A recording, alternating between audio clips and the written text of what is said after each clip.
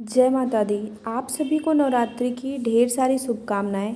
माता रानी आप सभी की मनोकामनाएं पूर्ण करें। आज नवरात्रि के छठे दिन हम श्री दुर्गा कवच का रसपान करेंगे। तो आइए शुरू करते हैं।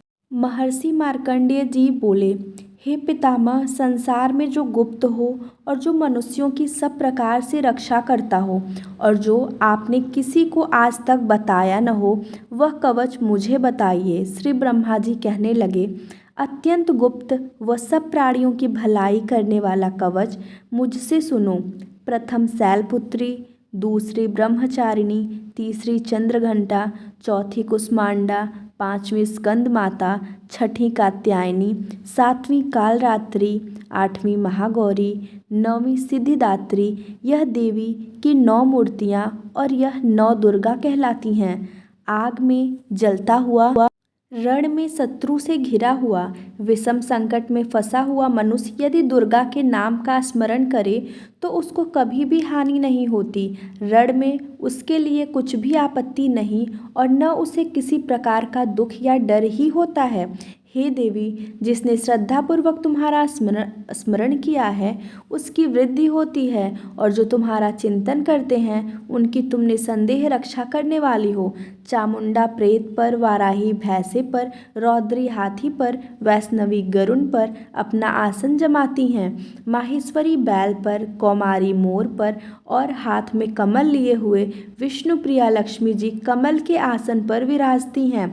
बैल पर बैठी हुई ईश्वरी देवी ने श्वेत रूप धारण कर रखा है और सब प्रकार के आभूषणों से विभूषित ब्राह्मी देवी हंस पर बैठती हैं। और इस प्रकार यह सब देवियां सब प्रकार के योगों से युक्त और अनेक प्रकार के रत्न धारण किए हुए हैं। भक्तों की रक्षा के लिए संपूर्ण देवियां रथ में बैठी तथा क्रोध में भरी हुई दिखाई देती हैं तथा चक्र, गदा, शक्ति, हल और मूसल, खेटक और तोमर, परशु तथा पास, भाला और त्रिशूल एवं उत्तम सारंग आदि शस्त्रों को दैत्यों के नाश के लिए और भक्तों की रक्षा करने के लिए और देवताओं के कल्याण के लिए धारण किए हैं। हे महारौद्रे, अत्यंत घोर पराक्रम, महान बल और महान उत्साह वाली देवी, तुमको मैं नमस्कार करता हूँ। हे देवी, तुम्हारा दर्शन दुर्लभ है तथा आप शत्रुओं के भय को बढ़ाने वाली हैं। हे जगदम्बिके, मेरी रक्षा करो। पूर्व दिशा में ऐन्द्री मेरी रक्षा करें। अग्निकोण में अग्नि शक्ति, दक्षिण में वाराही देवी, नैनृत्य कोण में खड्गधारिणी देवी मेरी रक्षा करें। वारुणी पश्चिम दिशा में, वायुकोण में मृगवाहिनी, उत्तर में कौमारी और ईशान में शूलधारिणी मेरी रक्षा करें। ब्रह्माणी ऊपर की ओर से मेरी रक्षा करें और वैष्णवी देवी नीचे की ओर से मेरी रक्षा करें। और इसी प्रकार 100 पर बैठी चामुंडा देवी 10 दिशाओं में मेरी रक्षा करें। जया देवी आगे, विजया पीछे की ओर, अजिता बाईं ओर, अपराजिता दाहिनी ओर और मेरी रक्षा करें। उद्योतिनी देवी शिखा की रक्षा करें तथा उमा सिर में स्थित होकर मेरी रक्षा करें।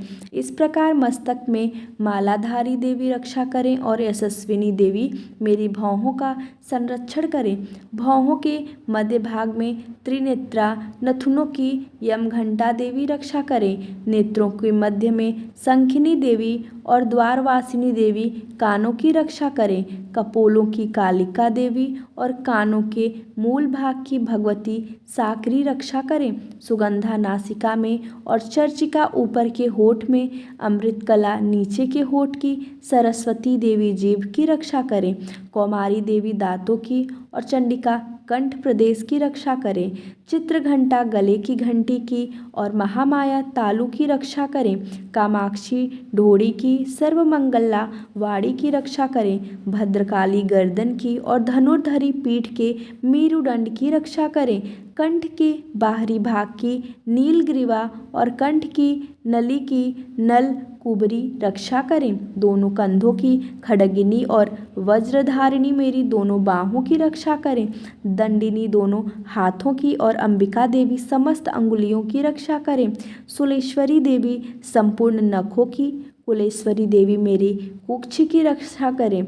महादेवी दोनों स्तनों की, शोक विनाशिनी मन की रक्षा करें। ललिता देवी हृदय की, शूलधारिणी उदर की रक्षा करें। कामनी देवी नाभि की, गुह ईश्वरी देवी गुह स्थान की, पूतना और कामिका लिंग की और महिषावाहिनी गुदा की रक्षा करें।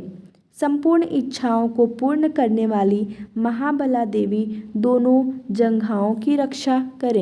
विंध्यवासिनी दोनों घुटनों की और तेजसी देवी दोनों पाँवों के पृष्ठभाग की रक्षा करें। श्रीधरी पाँवों की अंगुलियों की, स्थलवासिनी तलुओं की, दस्त्रा करालिनी देवी नखों की, ऊर्ध्वकेशिनी केशों की, बागेश्वरी बाणी की रक्षा करें।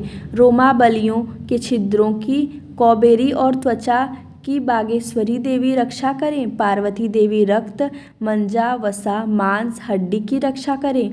कालरात्रि आंतों की रक्षा करें। मुकुटेश्वरी देवी पित्त की, पद्मावती कमल कोष की, चूड़ामणि कफ की रक्षा करें। ज्वालामुखी नसों के जल की रक्षा करें। अभेद्या देवी शरीर के सब जोड़ों की रक्षा करें। ब्रह्माणी मेरे वीर्य की, छत्रेश्वरी छाया की और धर्मधारिणी मेरे अहंकार, मन तथा बुद्धि की रक्षा करें। प्राण, अपान, समान, उदान और व्यान की वज्रहस्ता देवी रक्षा करें। कल्याण, शोभना मेरे प्राण की रक्षा करें।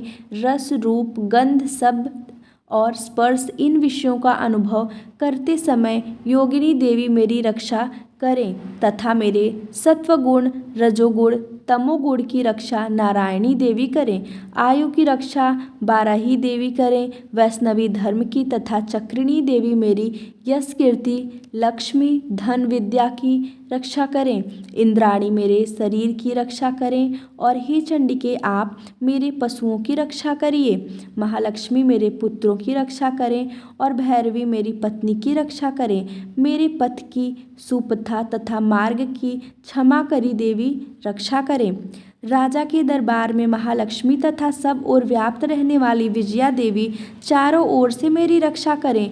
जो स्थान रक्षा से रहित हो और कवच में रह गया हो उसकी पापों का नाश करने वाली जयंती देवी रक्षा करें। अपना शुभ चाहने वाले मनुष्य को बिना कवच के एक पग भी नहीं जाना चाहिए, क्योंकि कवच रखने वाला मनुष्य जहाँ जहाँ भी जाता है वहाँ वहाँ उसे अवश्य धन लाभ होता है तथा विजय प्राप्त करता है। वह जिस अभीष्ट वस्तु की इच्छा करता है वह उसको इस कवच के प्रभाव से अवश्य मिलती है और वह इसी संसार में महा ऐश्वर्य को प्राप्त होता है।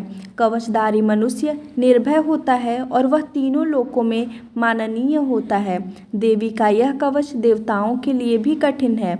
जो नित्य प्रति नियम पूर्वक तीनों संध्याओं को श्रद्धा के साथ इसका पठन पाठन करता है उसे देव शक्ति प्राप्त होती है। वह तीनों लोकों को जीत सकता है तथा अकाल मृत्यु से रहित होकर 100 वर्षों तक जीवित रहता है। उसकी तुला, चर्म रोग, विस्फोटक आदि समस्त व्याधियों समूल नष्ट हो जाती है और स्थावर, जंगम तथा कृत्रिम विष दूर होकर उनका कोई असर नहीं होता है तथा समस्त अभिचारक प्रयोग और इस तरह के जितने यंत्र, मंत्र, तंत्र इत्यादि होते हैं इस कवच के हृदय में धारण कर लेने पर नष्ट हो जाते हैं।